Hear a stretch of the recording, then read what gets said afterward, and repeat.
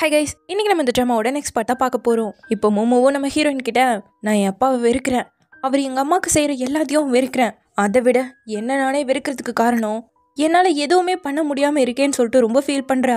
நான் என்னோட அக்காவுக்காக சரியான விஷயத்த பண்ணும்போது எல்லாரை விட என்னோட ஃபேமிலி ரொம்ப ஹர்ட் ஆனாங்க.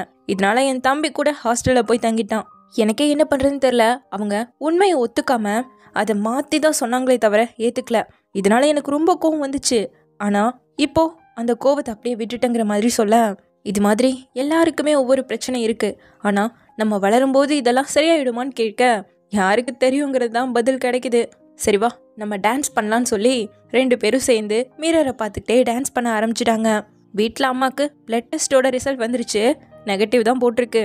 அடுத்து அப்படியே ஸ்கூலில் மேக்ஸ் கிளாஸில் லென்னு தூங்கி வலிய சென்னை பிடிச்சி திட்டிகிட்டு இருக்காங்க. அதை பார்த்து சிரிக்க அவன் மாட்டிட்டான். ஸோ இப்படியே போக என்ட்ரன்ஸ் எக்ஸாமுக்கு 50 நாள் தான் இருக்கு. எல்லாரும் அப்படியே படிக்க ஸ்டார்ட் பண்ண நம்ம ஹீரோ பாஸ்கெட் பால் விளையாடுறான். இந்த பக்கம் நம்ம ஹீரோன் அப்படியே டான்ஸ் பண்ணுறா.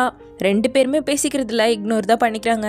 சைக்காட்ரிஸ்ட் கிளாஸ்க்கு வந்து உங்களோட ஓன் பெர்ஸ்பெக்டிவை ஃபஸ்ட்டு மாற்ற ட்ரை பண்ணுங்க, அதுலேருந்து வெளியே வாங்க, ஒருத்தரை பற்றி முழுசாக தெரிஞ்சுக்க ட்ரை பண்ணுங்கன்னு சொல்லி தராங்க. அதை முடிச்சுட்டு இந்த பொண்ணுங்கள்லாம் பஸ் ஸ்டாப்பில் நிற்கும்போது நம்ம ஹீரோயின் அவங்க அக்காவுக்கு நடந்ததெல்லாம் எக்ஸ்போஸ் பண்ணால அந்த ஆர்டிக்கலே நெட்டில் வந்துருச்சு. அதை புள்ளி பண்ணுற ஒரு பொண்ணு படிச்சுட்டு இன்னொரு பொண்ணுக்கிட்ட சொல்லுது, அவள் எவ்வளோ பிரேவா இந்த முடிவை எடுத்திருக்கா, ஆனால் நம்ம அது தெரியாமல் அவளை கிண்டல்லாம் பண்ணிட்டு இருக்கோன்னு சொல்லிட்டு இவங்களுக்கே புரியுது. அப்படியே இங்கே நம்ம ஹீரோயின் கிளாஸ் முடிஞ்சு வர கரெக்டாக ரூயி வந்து நிற்கிறான்.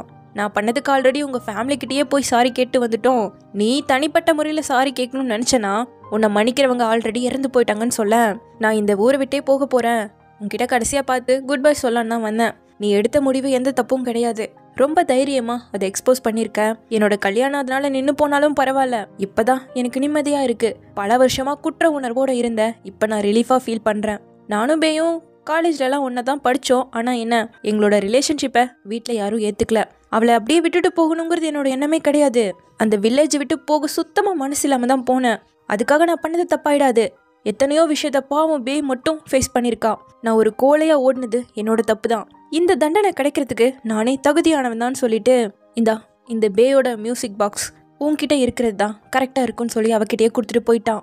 அப்படியே அம்மா கூட வரும்போது அவன் சொன்னதெல்லாம் யோசிச்சு பார்க்குறா.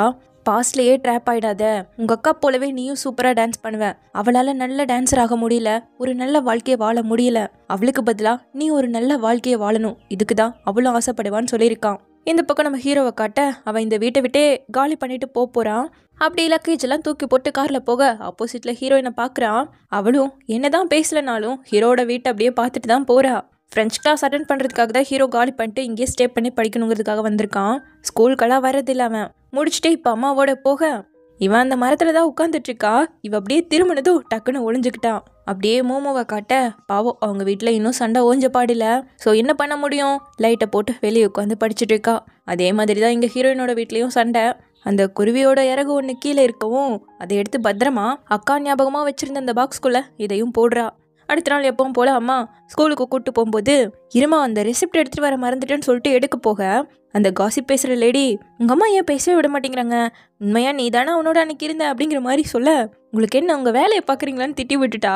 சரி விடுமா, உங்கள் அம்மா வருத்தப்படுற மாதிரி இனி எதுவும் நடக்காது, ஏன்னா இனி அந்த பையனே இங்கே வரமாட்டான், மொத்தமாக காலி பண்ணியே போயிட்டாங்கிறத சொல்கிறாங்க. இவளுக்கே ஆச்சரியம். இப்போ அவங்க அம்மா கூப்பிடவும் மோமோவோட கொஞ்சம் வெளியே போயிட்டு வரமா, பாவம் அவள் கொஞ்சம் ரிலாக்ஸாக ஃபீல் பண்ணுவாங்கிற மாதிரி பெர்மிஷன் வாங்குற அம்மா கிட்ட. இந்த பக்கம் நம்ம ஹீரோவை மோமோ மீட் பண்ணுறா. ஸ்கூலுக்கு வரதில்லைல்ல ஏன்னு கேட்கும்போது, நான் ஃப்ரெஞ்ச் கிளாஸ் அட்டென்ட் பண்ண போயிட்டேன், எங்கள் அப்பா கேஸ் வேறு போயிட்டுருக்கல, ஸோ சார்கிட்ட சொன்னதால லீவ் போட்டு பார்த்துக்கோப்பான்னு சொல்லிட்டாங்க, உனக்கு எப்படி போயிட்டுருக்குன்னு கேட்க பதிலே இல்லை, மோசமாக போயிட்டுருக்காச்சே வாழ்க்கை, இந்த சைக்காட்ரிஸ்ட்டை போய் பாரு, நீ நல்லா ஃபீல் பண்ணுவேன்னு சொல்லவோ ஒரு மாதிரி சந்தோஷப்பட்டவ. அப்படியே இதை கியோக்கிட்டையும் சொல்லிடு, அவளுக்கும் இது தேவைன்னு சொல்ல முகமே கொஞ்சம் மாறிடுச்சு. தென் வீக்கெண்டில் நம்ம ஹீரோயினும் இவளும் கொஞ்சம் வெளியே வந்திருக்காங்க. கூட குருவியும் கொண்டு வந்திருக்கா. நேற்று நான் ஷெங்கை மீட் பண்ணேன், ரொம்ப லோவாக இருந்தான். உங்கள் 2 பேருக்கு நடுவில் எதுவுமே நடக்கலைன்னா கண்டிப்பாக அவன் அப்படி இருக்க மாட்டான், எனக்கு அவனை பற்றி நல்லாவே தெரியும், உன் மேலே குறை சொல்லலை, பட் அவனுக்காக நான் கொஞ்சம் ஃபீல் பண்ணுறேன், அவன் தான் இந்த நம்பர் உங்ககிட்டையும் கொடுக்க சொன்னான், அவன் வருத்தப்படுறதுக்கு நான் விரும்பலைங்கிற மாதிரி கொடுக்க வாங்கிட்டா. சரின்னு இப்போது அந்த குருவியை திறந்து விட்டால் அது பறக்க மாட்டேங்குது, ஒருவேளை அது இன்னும் ரெக்கவர் ஆகலையோ என்னமோ, கண்டிப்பாக ஒரு நாள் அது நல்லபடியாக ரெக்கவர் ஆகி இந்த வானத்தில் ரொம்ப சுதந்திரமாக பறந்து போகும், அதுபோல் நம்ம பிரச்சனையும் தீந்துருள்ள ஒரு நாளுங்க, எனக்கு தெரியலடின்னு சொல்லிட்டு இருக்கா மோமோ. அடுத்து அப்படியே ஸ்கூலில் மந்த்லி டெஸ்ட் போயிட்டு இருக்க. டக்குன்னு பார்த்தா நிலநடுக்கம் வந்துருச்சு. போங்க போங்க எல்லாம் வெளியே போங்கிற மாதிரி பசங்களை எல்லாம் சேஃபா வெளியே அனுப்ப. அப்ப அந்த புலி பண்ற பொண்ணு கீழே விழுந்துருச்சு. நம்ம ஹீரோயின் தான் ஹெல்ப் பண்ணி அவளையும் சேர்த்து கூட்டிட்டு வரா. ஸோ இப்படி இந்த நிலநடுக்கத்தால சில பிளேஸ் ரொம்பவே பாதிக்கப்பட்டிருக்கு. டொனேஷன் எல்லாம் கொடுக்கலாம் நீங்கிற மாதிரி ரேடியோலாம் சொல்ல, அடுத்த நாள் பசங்க எல்லாரும் சேர்ந்து நம்மளும் ஏதாவது டொனேட் பண்ணலாம், வாங்கி கொடுக்கலான்னு சொல்லிட்டு காசு சேர்த்த நம்ம ஹீரோயினும் அவகிட்ட இருக்க மொத்த காசையும் கொடுத்துட்டு இருக்கா. அப்போ சார் பசங்களை எல்லாம் பிடிச்சி திட்டி விட்டுட்டாரு. இந்த வயசுல உங்களுக்கு படிப்பு மட்டும்தான் முக்கியம், வளர்ந்தீங்கன்னா அவங்க வாழ்க்கையை பார்த்துட்டு தான் போகணும். இப்ப இருக்க சொசைட்டியே அப்படிதானே இருக்கு, முதல் படிங்க அப்புறம் இதை பத்தி யோசிங்கன்னு சொல்லிட்டு ஹெல்ப்பே பண்ணக்கூடாதுங்கிற மாதிரி எல்லாம் திட்ட இவங்களுக்கு இது பிடிக்கவே இல்லையா. அடுத்து நம்ம பே ஒரு பெர்ஃபார்மன்ஸ் பண்ண போறாங்க. அந்த டான்ஸையும் நம்ம ஹீரோயின் சேர்ந்து அப்படியே சும்மா டான்ஸ் பண்ணிட்டு இருக்கா. உனக்கு நல்லா வருதல்ல, இங்க நீ லேர்ன் பண்றதுக்கு பதிலா டான்சிங் கிளப்லயே ஜாயின் பண்ணிடலாம்னு கேட்க, என் அக்கா சூப்பரா டான்ஸ் பண்ணுவான்னு உனக்கே தெரியும்ல, அவளோட வாழ்க்கை இப்படி ஆயிட்டதால டான்ஸ் பண்ற எல்லாருமே ஃப்ளர்ட் பண்ணிட்டு இம்ப்ராப்பராக தான் இருப்பாங்கன்னு எங்கள் அம்மாவுக்கு ஒரு எண்ணம். ஸோ என்ன அது பண்ணக்கூடாதுன்னு சொன்னாங்க. ஆனால் போக போக பண்ணுறது எல்லாமே குத்தோன்னு ரொம்பவே ரெஸ்ட்ரிக்ட் பண்ண ஆரம்பிச்சிட்டாங்க. இப்போ நான் இந்த டான்ஸ் பண்ணுற விஷயம் மட்டும் தெரிஞ்சுது அவ்வளோதான் சொல்ல, அப்போ நீ அம்மாவுக்கு பிடிச்ச மாதிரி தான் வாழ்க்கையவே வாழ போறியான்னு கேட்க, ஜஸ்ட் அவங்கள ஹர்ட் பண்ணுறத இக்னோர் பண்ணால் நல்லா இருக்கும்னு நினைக்கிறேங்கிறா. அடுத்த பசங்க எல்லாம் லேப்க்கு போயிட்டு இருக்கும்போது இவங்க கிளாஸ் சார் பிரின்சிபல் கிட்ட பயங்கரமா திட்டு வாங்கிட்டு இருக்காரு. நல்லா இவருக்கு தேவைதான்னு இந்த பசங்க எல்லாம் பேச, அவரை பத்தி இப்படி தப்பா பேசுறது ரொம்ப தப்புன்னு நம்ம ஹீரோயின் சொல்லவும், அவர் நல்லபடியா நம்மகிட்ட நடந்திருக்காரு, ஆனா ஹெல்ப் பண்ணக்கூடாதுன்னு சொல்றதெல்லாம் மிகப்பெரிய தப்புன்னு இந்த பொண்ணு சொல்ல, நான் ஆஃபீஸ் ரூம் போகும்போது கேட்டேன், எர்த்குயிக்கால நிறைய இடம் பாதிக்கப்பட்டிருக்கல, அப்படி ஒரு இடத்துல சாரோட பேரண்ட்ஸும் இருந்திருக்காங்க, இது வரைக்கும் அவங்க கான்டாக்டே பண்ணல, மேபி அதனாலதான் அவர் இவ்வளோ எமோஷனலா கூட இருந்திருக்கலான்னு சொல்றா. அதுதான் உண்மையே. லேப்க்கு வரும்போது அவரோட கஷ்ட நஷ்டத்தெல்லாம் அங்கேயே விட்டுட்டு வர மாதிரி தான் உள்ள வராரு. வந்ததும் பசங்க எல்லாரும் எந்திரிச்சு குட் மார்னிங் சொல்லிட்டு ரொம்ப அமைதியா டிசிப்ளினா உட்காந்துட்டு இருக்காங்க. என்ன விஷயம், எதுக்கு இப்படி அமைதியா இருக்கீங்கன்னு கேட்க, சார் இனிமேல் உங்க கிளாஸ் நாங்க ஒழுங்கா கவனிக்கணும்னு முடிவு பண்ணிட்டோம், இந்த கிளாஸ்ல எந்த ஜோக்கும் இனிமேல் பேசவே மாட்டோம்னு ஒருத்தன் சொல்ல, இனிமேல் எங்களோட மோஸ்ட் ரெஸ்பெக்டிவ் டீச்சரா நீங்க தான் இருக்க போறீங்கன்னு சொல்லிட்டு பசங்கள்லாம் இவரோட சூழ்நிலையை புரிஞ்சுக்கிட்டு பேச, அவருக்கு வார்த்தையே இல்லை, கிளாஸ் எடுக்கவும் முடியல, ரொம்பவே எமோஷனல் ஆகிட்டாரு. தென் இப்போ அப்படியே வீக்கெண்டில் ஹீரோவோட பேஸ்கெட் பால் பசங்களாம் விளாண்டுட்டு இருக்கேன். உன் அப்பாவை பற்றி கேள்விப்பட்டேன்டா, காசுக்காக மட்டும்தான் வாழ்றாரு, மனசாட்சியே இல்லைன்னு ரொம்ப பேசுகிறாங்க, கொஞ்சம் அவர்கிட்ட போய் பேசுகிறாங்கிற மாதிரி சொல்ல, அவரை பற்றி என்ன பேசினா எனக்கு என்னங்கிற மாதிரி தான் சொல்லிட்டு இருக்கான். கரெக்டாக அவங்க அப்பாவே அந்த இடத்துக்கு வராரு. ஏன் ஃபோன் பண்ணால் எடுக்க மாட்டேங்கிற, போன விஷயத்த சொல்ல மாட்டேன்னு கேட்க, அதான் கிளாஸாரே உங்களுக்கு கூப்பிட்டு சொல்லியிருப்பாருல்லங்கிறான். அவர் சொன்னா நீ சொல்றதுக்கு என்னன்னு கேட்க, உங்க கேஸை பத்தி ஏன் என்கிட்ட எதுவுமே சொல்லன்னு கேட்கவும், அதுக்கு சரியான தருணம் அமையலப்பாங்கிறாரு. அம்மாவை வீட்டை விட்டு வெளியே அனுப்புறது நீங்க இல்லைன்னு ஏன் என்கிட்ட முன்னாடியே சொல்லல, அவங்களாவே இஷ்டப்பட்டுதான் வெளியே போயிருக்காங்கன்னு முன்னாடியே என்கிட்ட நீங்க சொல்லிருக்கணும்ல, சொல்லாம இருக்கிறதே பெட்டர்ன்னு நான் ஃபீல் பண்ணங்கவும், தப்பான பர்சனை நான் வெறுத்துட்டு இருந்திருக்கேன், அது தெரிஞ்சும் நீங்க அப்படியே ஃபன்னியா விட்டுட்டீங்களா, இதுதான் நடந்த உண்மைன்னு என்கிட்ட சொல்றதுல அப்படி என்ன உங்களுக்கு கஷ்டம், உங்களுக்கு நீங்களே டார்ச்சர் கொடுத்து அதுல என்ஜாய் பண்ணிக்கிறீங்களா, இனிமேல் உங்க விஷயத்தையும் என்கிட்ட சொல்லனா என் விஷயத்தையும் தெரிஞ்சுக்க ட்ரை பண்ணாதீங்கன்னு சொல்லிட்டு எழுந்து போயிட்டான். அப்படியே இங்க தம்பி அவனோட MP3 காணுமே அப்படிங்கிற மாதிரி தேடிட்டு இருக்கான். கண்ட பக்கம் போட்டு இப்ப தேடுங்கிற மாதிரி ஹீரோயினும் தேடும்போது ஒரு லெட்டர் கிடைக்குது. ஏன்டா இது என்கிட்ட கொடுக்கவே இல்லைங்க, ஆமா நான் தான் சைன் போட்டு வாங்கினேன் மறந்துட்டு சொல்றதுக்குங்கிறான்.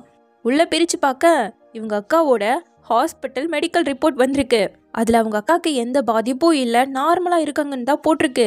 இந்த டெஸ்ட் டிசம்பர்ல பண்ணிருக்காங்க, அக்கா நியூ இயர்ல இறந்து போயிருக்கா, அது எப்படி 2 மாசம் கூட இல்லாம அவ உயிர் போற அளவுக்கு அந்த நோய் ஏற்பட்டிருக்குன்னு கேட்க, அப்போ அக்கா வேற வழியே இல்லாம இறந்து போகல, வாழ்றதுக்கும் வாய்ப்பு இருந்திருக்குன்னு சொல்றா. எம்மா தாயே, ஆல்ரெடி இதுக்கே ரூயி கல்யாணத்தையே நிறுத்திட்டேன், மேற்கொண்டு நீ எதுவுமே பண்ண வேணாம், எல்லாம் முடிஞ்சு போச்சுங்கிற மாதிரி எழுந்து போயிட்டான். இருந்தாலும் இவளால் இதை தாங்கிக்கவே முடியல. அப்படியே ஒரு குட்டி ஃப்ளாஷ்பேக்கை காட்டுறாங்க. இவன் அவங்க அக்காவை ஹாஸ்பிட்டலில் அட்மிட் பண்ணி ட்ரீட்மெண்ட் பார்த்துட்டு இருக்கும்போது கிராமத்திலிருந்து துணிமணியெல்லாம் எடுத்துட்டு அங்கே ஹாஸ்பிட்டலுக்கு வெளியே வந்து நின்றுட்டு, எந்த ரூமில் இருக்கீங்கன்னு சொல்லுங்க, உங்களுக்காக ட்ரெஸ் எல்லாம் எடுத்துட்டு வந்திருக்க அப்படின்னு ஃபோன் பண்ணி கேட்டா, எதுக்காக நீ வந்திருக்க, ஒழுங்கா வீட்டுக்கு போன அம்மா உள்ளேயே அனுமதிக்கல, வீட்டுக்கு போக சொல்லிட்டாங்க. சரி என்னடா பண்றதுன்னு அப்படியே திரும்பி வரும்போது பிரிட்ஜில் அக்காவை பார்த்துருக்கா. என்ன நீ, உனக்கே உடம்பு சரியில்லை, இப்படி குளிரில் நின்றுட்டு இருக்க, சரியாகணும்னு ஏதாவது ஆசை இருக்கான்னு ஜாக்கெட்லாம் போட்டு விட்டுட்டு, ஸ்கூலுக்கு பேரண்ட்ஸ் மீட்டிங் கூட ஆள் இல்லாமல் நான் கஷ்டப்பட்டுட்டு இருக்கேன், அம்மா அப்பாவும் உனக்கு எப்படியாவது உடம்பு சரியாயிடணும்னு இங்கே ஹாஸ்பிட்டலையே இருக்காங்க, ஸோ இப்படி உன்னை பற்றி எல்லாருமே கவலைப்படுறோம், கொஞ்சமாச்சு அக்கறை எடுத்து சரியாக பாருன்னு இவ திட்டிருக்கா. அப்போ அவங்க அக்கா அப்படியே அவளை டச் பண்ணிட்டு, நான் நம்ம குடும்பத்துக்கும் அப்பா அம்மாவுக்கும் ரொம்ப சுமையாக இருக்கேன்ல, கவலைப்படாத, சீக்கிரமாகவே அம்மா அப்பாவை உன்கிட்டயே திருப்பி கொடுத்துருவேன்னு சொல்லியிருக்கா. இல்லை இது சரி கிடையாதுங்கிற மாதிரி இப்போ அதுக்கு ஃபீல் பண்ணுறா. அப்படியே நைட்டு போல மூமு வீட்டில் மறுபடியும் சண்டை. அப்பாவை போட்டு அம்மா அடிக்க இவ தடுக்க போக ஃபோர்ஸ்ல அப்பா தள்ளி விட இவ அங்கிருந்து உருண்டு கீழே விழுந்து மயங்கி போயிட்டா. ஐயோ பொண்ணு பொண்ணு அப்பா அம்மா எல்லாம் கதற. அடுத்த நாள் பார்த்தா காலில் கட்டு போட்டு உட்காந்துட்டு இருக்கா. கெட்டதுலயே ஒரு நல்லது நடந்திருக்கு. இனிமேல் என் அப்பா குடிக்கவே மாட்டேன்னு சொல்லிட்டாரு. ரொம்ப வருஷத்துக்கு அப்புறமா நேற்று நைட்டு தான் நாங்கள் எல்லாரும் ஒன்னா உட்காந்து சாப்பிட்டோன்னு சொல்றா. அப்போ இவளுக்கு காலில் அடிப்பட்டதால டான்ஸ் பண்ண முடியாதல, பர்ஃபார்மன்ஸ் வேற இருக்கு. கிராஜுவேஷனுக்கு முன்னாடி பண்ற பர்ஃபார்மன்ஸ், நீ தான் லீட் டான்ஸரா ஆடணும், நீயும் நல்லா பண்றலன்னு நம்ம ஹீரோயின் கிட்ட வந்து கேட்க, அவளால எப்படி முடியும், அம்மாக்கு தெரிஞ்சா அவ்வளோதான். நல்ல கட் பண்ணா இப்ப தம்பி வீக்கெண்டுக்கு வீட்டுக்கு வந்திருக்கான். வாரத்துல 2 நாள் வந்தாலும் கடைக்கு ஹெல்ப் பண்ண கூப்பிட்றாங்கன்னு திட்டிட்டு சாவியை தேட இவ எடுத்து ஒழிச்சு வச்சுக்கிட்டா. ஸோ கீ தேடி கிடைக்கலங்கிறதால பார்த்து ஒழுங்கா வீட்லயே இருடி, எங்கேயாவது என்ன மாட்ட வச்சிடாதுன்னு சொல்லிட்டு தம்பி போயிட்டானா.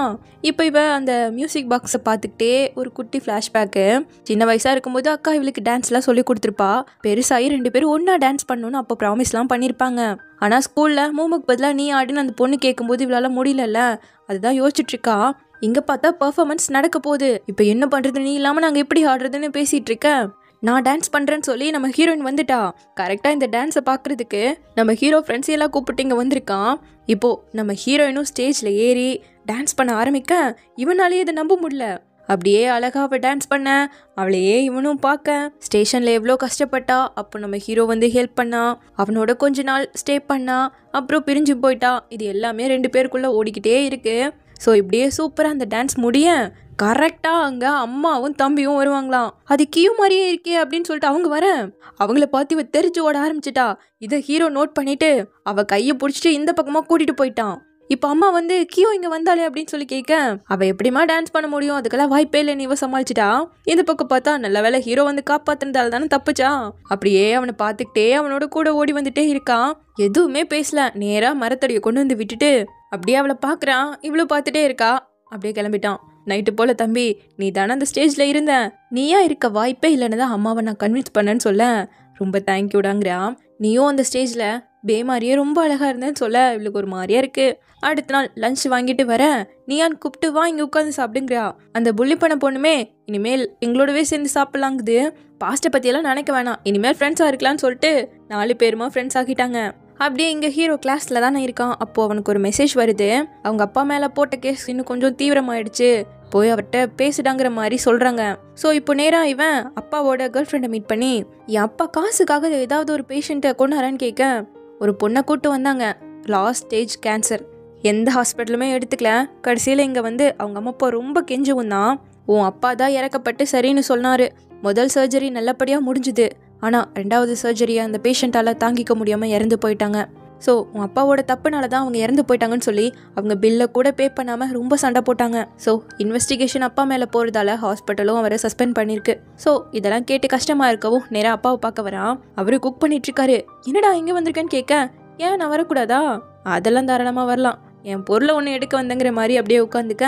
பையன் ஃப்ரெஞ்சு படிக்கலான்னு சொல்லி ஈஸியாக இருக்க மாதிரி நிறைய புக்ஸ் எல்லாம் அவர் கலெக்ட் பண்ணி வச்சிருக்காரு. நான் ஃப்ரீயாக தானே இருக்கேன், அதான் அப்படியே பார்த்து வச்சேன், உனக்கு யூஸாக இருக்கும் எடுத்துக்கோங்கிற மாதிரி சொல்ல, நம்மளால் அப்படியே எதுவுமே பேசாமல் தான் உட்காந்துருக்கான். கஷ்டமாக இருக்கு அவனுக்கு. உனக்கும் சேர்த்து சமைச்சிருக்கேன் வரையா, புது டிஷ்ஷு சாப்பிட்டு ட்ரை பண்ணலாம் அப்படிங்கிற மாதிரி கூப்பிட்டேன். வரேங்கிறான். இங்கே ஹீரோனை காட்ட அவங்க அம்மா அப்பா கடையில் பிஸியாக இருக்கிறதால ரிலேட்டிவ் கடையில் வேலை செய்கிற ஆண்டி தான் சாப்பாடு கொண்டு வராங்க. ரோஹிக்கு என்னாச்சுன்னு தெரியுமா, அவன் வேலையை விட்டு நின்று கண்காணாத இடத்துக்கு எங்கேயோ போயிட்டான். பாவம் பேரண்ட்ஸ் எல்லாம் அவனை தேடிட்டு இருக்காங்க. நீ அவன் கல்யாணத்தையே கெடுத்துட்டு வந்ததுக்கு அப்புறமா உன் ஸ்கூலுக்கு வெளியே வந்து பிரச்சனை பண்ணி உன்னையும் ஸ்கூலை விட்டு நிறுத்தணுங்கிற அளவுக்கு அவங்க பிளான் பண்ணாங்க. ஆனால் ரோஹி தான் அதெல்லாம் வேணான்னு சொல்லி தடுத்து நிறுத்தினதே. அவன் தப்பு பண்ணியிருக்கலாம், ஆனால் மன்னிக்கவே முடியாத அளவுக்கு அவன் வில்லன்லாம் கிடையாதுன்னு சொல்கிறாங்க. அப்போது வெளியே ஏதோ ஆம்புலன்ஸ் சவுண்ட் கேட்குது. மூமுவோட அப்பாவுக்கு உடம்பு சரியில்லை. ஸ்கூலில் ஃப்ரெண்ட்ஸ் எல்லாம் சொல்லவும் தான் அவனுக்கு தெரியுதா.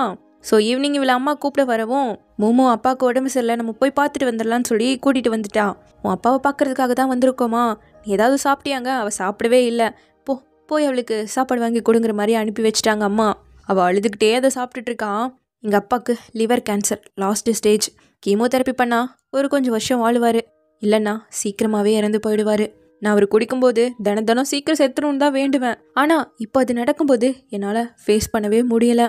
என் அப்பாவோ பரவாயில்லம்மா நான் அதை ஃபேஸ் பண்ணிக்கிறேன்னு ரெடியாக இருக்காரு. ஆனால் எங்கள் அம்மா சொன்னதோ எங்கள் அப்பாவை சரி பண்ணவே முடியாது. அந்த ட்ரீட்மெண்ட்க்கு ரொம்ப காசு செலவாகும். ஆல்ரெடி நம்மளே ரொம்ப கடன் வாங்கியிருக்கோம், அதையே அடைக்க முடியல, யார் நமக்கெல்லாம் கடன் தருவான்னு சொன்னாங்க. கியோ என் அப்பாவை நான் சீக்கிரமாகவே இழக்க போகிறேன்னு சொல்லிட்டு பயங்கரமாக அழுகிறா. இப்போ நைட் ஹீரோயினோட அம்மா அப்பா கிட்ட இந்த விஷயத்த சொல்லிட்டு இருக்காங்க. இந்த மாதிரி நோயெல்லாம் வந்துட்டா காசு செலவு பண்ணி உயிர் வாழ்ந்தா பரவாயில்ல, ஆனா காசும் போய் அந்த பர்சனும் போய் குடும்பம் தான் கடைசியில கஷ்டப்படும். எனக்கெல்லாம் இது மாதிரி வந்துருச்சுன்னா ஹாஸ்பிட்டலே கூட்டிட்டு போகாதீங்கங்க. அப்படியெல்லாம் உனக்கு ஒன்றும் வராதுடின்னு சொல்லி இந்தா இதை வச்சு மசாஜ் பண்ணினா நல்லா இருக்குங்கிற மாதிரி அப்பா சொல்லிட்டு இருக்காரு. அம்மாவோ நல்லா ரொம்ப பிஸின்னு சொல்லிட்டு இருக்காங்க. அடுத்த நாள் நம்ம ஹீரோவை காட்ட அவங்க அப்பா கேஸை பற்றி தான் அவன் இன்வெஸ்டிகேஷன் பண்ணிட்டு இருக்கான். இந்த பக்கம் ஹீரோயினோட கடைக்கு மோமோ அம்மா வந்து சாப்பாடு வாங்க வந்திருக்காங்க. ஆனால் அங்கே இருக்க லேடிஸ்லாம் அவங்கள பற்றி தான் ஒரு மாதிரி பேசிகிட்டு இருக்கா. வந்ததும் அமைதியாயிடுச்சுங்க. இருங்க நான் உங்களுக்காக கொண்டு வரேன்னு சொல்லிட்டு அம்மா சாப்பிட்றதுக்கும் கொடுத்து டிஃபன்லேயும் போட்டு கொடுத்துட்டாங்க. பாவம் கண்ணெல்லாம் கலங்கி போய் அதை சாப்பிட்டுட்டு திருப்பி கொண்டு வரேன். இங்கே ஸ்கூலில் எல்லா டிசீஸ் பற்றியும் ஒரு அவேர்னஸ் கொடுக்கணுங்கிறதுக்காக வாலண்டியர்ஸ்லாம் வந்தால் கூட ஓகேங்கிற மாதிரி சைக்காட்ரிஸ்ட் வந்து போஸ்டர் ஒட்ட இதை பற்றி ஹீரோயின் கேட்கவும் நீயும் வேணா வாலண்டியராக ஜாயின் பண்ணிக்கோமான்னு கூப்பிடுறாங்க. அப்போது மோமோ ஹாஸ்பிட்டல்ல இருந்து உன்னை கூப்பிட்டாங்கிற மாதிரி சொல்ல இங்கே பார்த்தா மோமோவோட அம்மா கிட்ட எங்கள் அண்ணனை காப்பாற்றுறதுக்கு நான் காசு தரேன், இப்போதைக்கு உயிர் தானே தேவை, மோமோ ரொம்ப நல்லா படிக்கிறா, ஸோ அவள் வேலைக்கு போய் கடன் எல்லாம் அடைச்சிடுவா, என் மகனை நீங்கள் தான் எப்படியாவது காப்பாற்றணுங்கிற மாதிரி சொந்தக்காரங்கெல்லாம் பேச முடியாது, மோமோவோட வாழ்க்கையை எங்களால் கெடுக்க முடியாது, நாங்கள் பட்ட கடனை அவள் அடிச்சா அவள் வாழ்க்கையே போயிடுங்கிற மாதிரி வேணான்னு சொல்லி சண்டை போட மோமோவும் ஹீரோயினும் அதை தடுக்க போக ஹீரோயினை தள்ளி விட கரெக்டாக ஹீரோ பிடிச்சிட்டா. 2 பேரும் பேசிக்கல. இன்னும் மோமோ இப்போ அவங்க அப்பா கிட்ட தான் உட்காந்துட்டு இருக்கான்.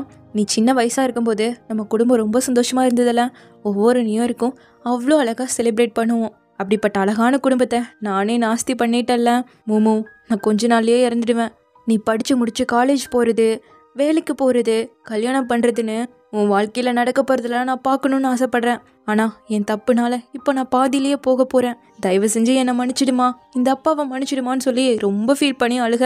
இதெல்லாத்தையும் நம்ம ஹீரோனும் கேட்டுட்டு தான் இருக்கா. தண்ணி பிடிக்கலான்னு இந்த பக்கமாக வர அவங்க அம்மாவும் ரொம்பவே ஃபீல் பண்ணி அழுதுட்டு தான் இருக்காங்க. அப்படியே இந்த பக்கம் நம்ம ஹீரோவை காட்ட அவங்க அப்பா கேஸ் பற்றி விசாரிக்கிறதுக்காக தான் இங்கே வந்திருக்கான். ஸோ அதுக்காக அவங்க அப்பாவோட கேர்ள் ஃப்ரெண்டை மீட் பண்ண இப்போ கேஸ் நடக்குதுல்ல, அந்த பேஷண்ட்டும் இதே மாதிரி தான் நிறைய பிரச்சனை பண்ணியிருக்காங்க. இதில் அவங்க சொந்தக்கார ஆண்டி வேற அடிக்கடி வந்து ரொம்ப பிரச்சனை பண்ணுவாங்களாமா. சரி அந்த இறந்து போனவங்க ரிலேட்டிவை கான்டாக்ட் பண்ணலாம்லங்கும் போது அவங்க அப்பா அம்மாட்டிருந்து பதிலே கிடையாது. புருஷனுக்கு கால் பண்ணா அவன் ஆள் அட்ரஸே இல்லாமல் போயிட்டான். ஸோ அந்த பேஷண்ட்டோட டீட்டெயில்ஸ் அவ்வளோவா எங்களுக்கு தெரியாது, ஆனால் ஒரு நாள் அவளோட பில்லை யாரோ பே பண்ணியிருக்காங்க, அது யாருன்னே தெரியலங்கிற மாதிரி சொல்கிறாங்க. ஸோ இப்படியே இந்த பார்ட் முடியுது. சீக்கிரமாகவே இதனோட நெக்ஸ்ட் பார்ட்டோட வந்து பார்க்குறேன். தேங்க்யூ.